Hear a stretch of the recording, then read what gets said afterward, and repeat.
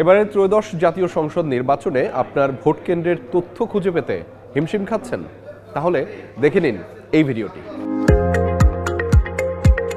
4 পদ্ধতিতে ভোটারগণ জানতে পারবেন ভোট কেন্দ্রের তথ্য। পদ্ধতি 1, নির্বাচন কমিশনের ওয়েবসাইট। যে কোনো ডিভাইস থেকে ecs.gov.bd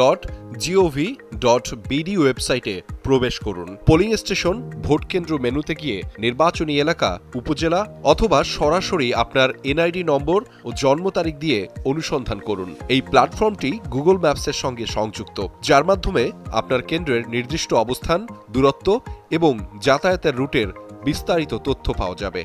পদ্ধতি 2, smart election management BD app.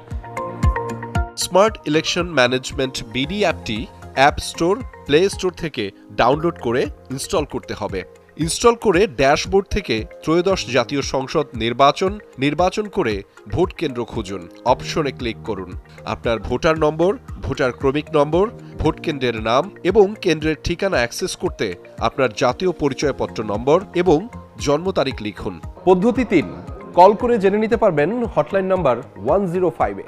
105 নম্বরে ডায়াল করুন এবং কাস্টমার সার্ভিস প্রতিনিধির সাথে সংযুক্ত হতে 9 চাপুন। আপনার জাতীয় পরিচয়পত্র নম্বর ও জন্ম তারিখ সঙ্গে রাখুন। প্রতিদিন ভোর 6টা থেকে রাত 12টা পর্যন্ত এই সেবা পাওয়া যাবে।